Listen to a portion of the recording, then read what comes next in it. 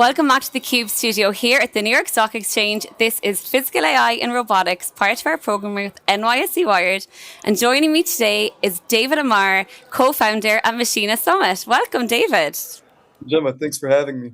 Well, it looks nice and bright wherever in the world you are right now. Are you in France or the UK? Exactly. Lovely Paris, good weather for once. Good. So we're all happy over here. Good. Okay, so Paris. We and the team at NYSE Wired are headed to Paris this July. We'll be at the Raise Summit, and the day before Raise kicks off, we'll be working with you and the team at the Machina Summit in the train station in Paris. David, for those who might not be familiar with Machina, fill us in. Tell us a little bit about what exactly this conference is about and what your big goals are for July. Yeah, of course. First of all, we're very happy both at Raise and Machina to have, of course, the NYC Wired and the CUBE team on site. So that'll be amazing. And yeah, Machina, if I could say in just a few words, we are building Europe's largest physical AI conference, but going further than that ecosystem. As you might know, physical AI, not so much like AI, is even more fragmented, right? There's so many different layers going from just the sensory to the perception to the deployment to the additional hardware and infrastructure needed, the industrial partners. And more often than not, that's the biggest bottleneck in deployment these days. So that's why Machina sort of comes in at a perfect moment, especially this year. I think Jensen Huang kicked off this year by saying physical AI was in its chat GPT moment. And we are really seeing it today, not just in terms of capital being raised for these companies, right? But the real transition from demos to deployments has been just amazing in 2026. So just this week alone, we saw a robot outrun runners in the Beijing Marathon and the half marathon, right? Which I think shocked a lot of folks. Definitely made headlines here in New York. This morning, I woke up to a headline that there is an AI-only retail store in San Francisco that opened this week. So I think physical AI is suddenly becoming a lot more visual. There is also somewhat of a question mark or concern around what it actually means for the future of technology and for the future of society. Talk to me a little bit about how you think about these things, especially bringing communities together and fostering conversation and innovation in this space. Yeah, of course. I mean, I'll answer with the worry first, of course. And, we always, as a society in general, have a tendency to push back against progress. And robots is a new subject for that.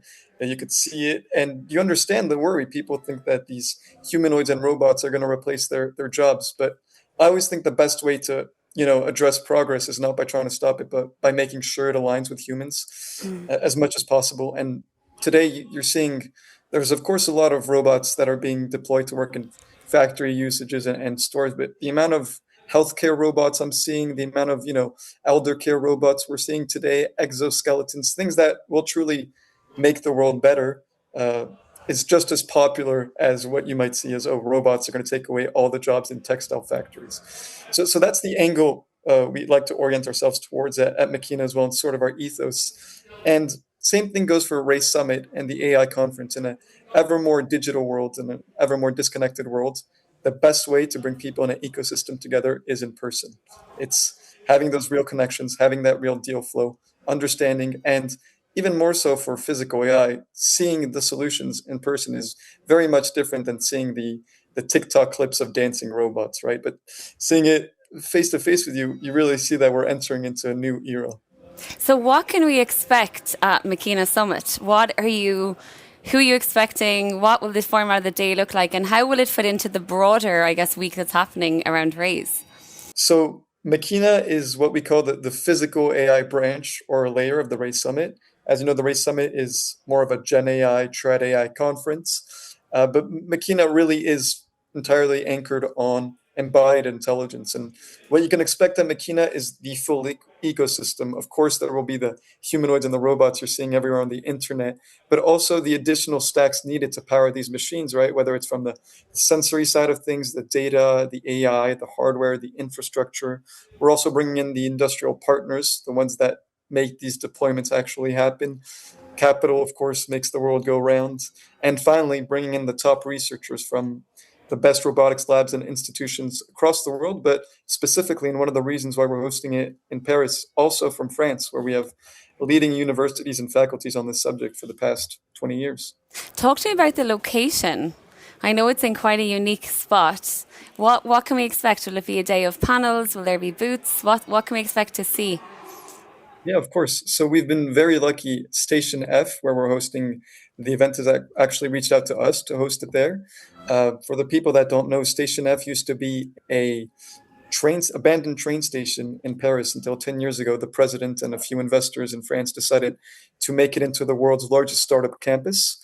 So you have companies like Hugging Face that originated from there, and it's an amazing layout. It's a great venue, so we're very lucky to be able to host it there. And Machina takes place throughout the day. You'll have, of course, like standard conferences. You'll have keynotes, fireside chats, and panels. But additionally to that, you'll be able to go to the exhibition floor and once again see all the brand new solutions in the space and really connect with the builders and deployers of this new era. Well, let's talk for a second about the decision to host this in Paris, right? And the European ecosystem more broadly. Here in New York, I guess sometimes are led to believe that the world centers around us a little bit, but there's a whole other technology ecosystem happening out there. And I know Adrian and Henry and the team at Raise, along with yourself, are doing a good job to bring Europe to the world stage. Talk to me about how you see these two geographies colliding and hopefully, I guess, converging. Yeah, I think for physical AI, even more so right now, you do have the two, main giants in the space, which is the United States and Asia. Where the United States is, I would say, far more advanced right now in terms of software capacities and capabilities, the foundation models, et cetera, with companies like Skilled, really building the brains behind these robots, and China and Asia in general, which is just an absolute powerhouse in manufacturing and being able to actually today ship these humanoids. Right now, commercially, there's about 10 or more so Chinese companies from which you can actually buy a humanoid robot and receive it in less than 2 weeks. And I think my first point would be Paris in Europe represents sort of that neutral ground, bringing in these two giants. But going further than that, France has always been a catalyst for innovation. Going back to the times of the Renaissance, we've always been at the intersection of technology and the future.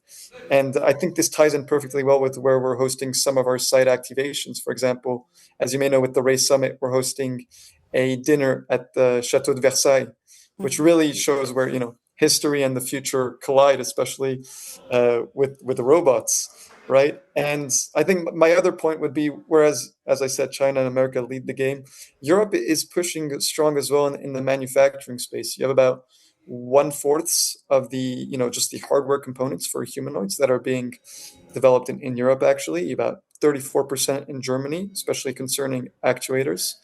And finally, I think where Europe really has that game to play is that we do host some of the best researchers and institutions in this space, whether it's in France, Germany, Switzerland, or even in the Nordic countries.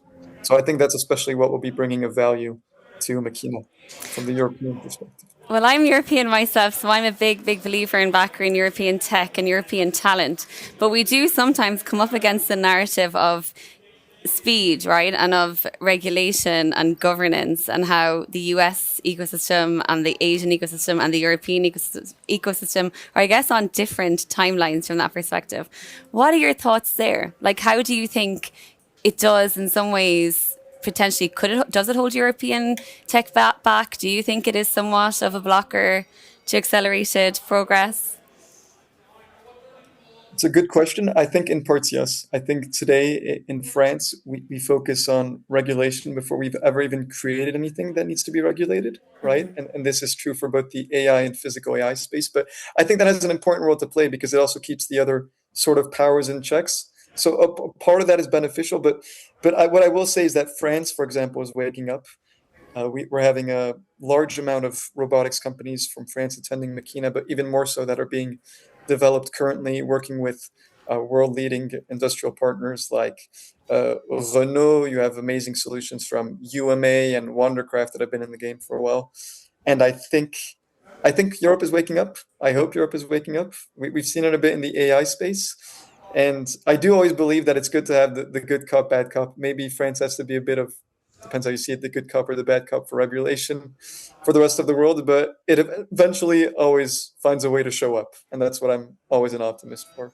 For sure. So you talk about embodied AI as the next kind of big tech revolution, right? Like the last mile, if you like, in this AI revolution we're in right now.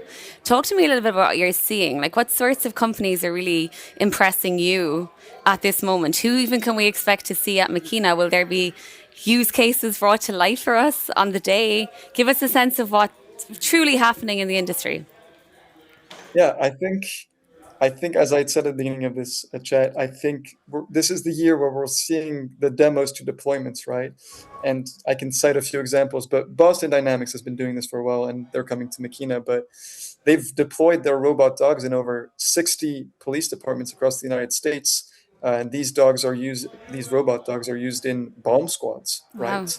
To prevent humans from being harmed. I think that's an amazing deployment, and it works really well.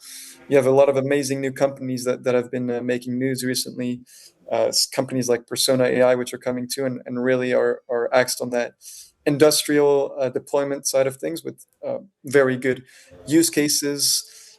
In France, I had mentioned Wandercraft, which is building exoskeletons to help um, factory workers handle, harder payloads. So there's a lot of deployments happening. Of course, I think humanoids are only a side of that. Of course, when we talk about physical AI, everybody's mind hops straight to humanoids because, once again, those are the videos we're seeing in marketing. But I think the real revenue this year and in general from physical AI has been so far coming from sort of the logistics side of things, right? Automating the chains of supplies, manipulations, sorting. Robotic arms have been used in much more settings than we think, but they're marketed much less than the dancing humanoids. So that's my 2 cents. And I think as we move forward, these humanoids will have a role to play. I think a lot of them are in R&D still, but the solutions they've been able to come up with in just the span of a few years is nothing short of amazing. Wow, okay. And finally, I mean, these conferences and these events, the tech is so important, the innovation is so important. But what really I think drives people to get on planes, trains, and automobiles and come to these things is the community, right? The conversation, the dialogue. And we're at an interesting time in tech where, it's probably more important than ever before that we converse in person. Talk to me a little bit about how you think about fostering that, like continuing to grow the importance of just human connection and how conferences like this help people feel about the industry that they've, I guess, decided to build a career in. Yeah, of course, and again, that's why I found myself in the event space. I'm very human oriented at the end of the day, and I think Makina hopefully exemplifies that really well. It's of course about the conversations and the speakers we have. It's of course about showcasing the solutions, but we're making sure that Makina is maximally a social event, right? With networking spaces all around, networking apps, connections, introductions, and I think, you know, social robots in the future will attempt to take that maybe away from humans, but there's nothing like a one-on-one, right? And that's what Makina is about. Okay, and David, lastly, so this is year one of Machina. Ray's had a phenomenal year last year, so much energy. If it's the end of July, Machina's behind you, what are you hoping you will have achieved this July? What are the big goals for this first revolutionary event?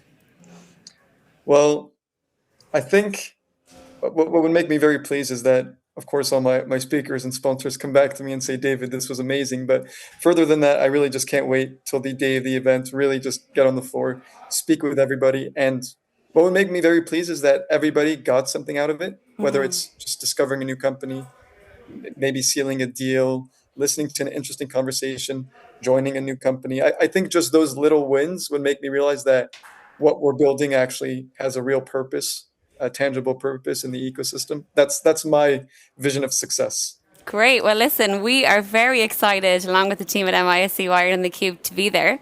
So looking forward to seeing you in Paris in July. Thanks so much for joining us today on the show. Thank you, Gemma, and we're very much looking forward to hosting you this summer. I'm Gemma Allen at theCUBE studio here at the New York Stock Exchange. This is one of our programs at NYSC Wired, Physical AI and Robotics. Thanks so much for watching.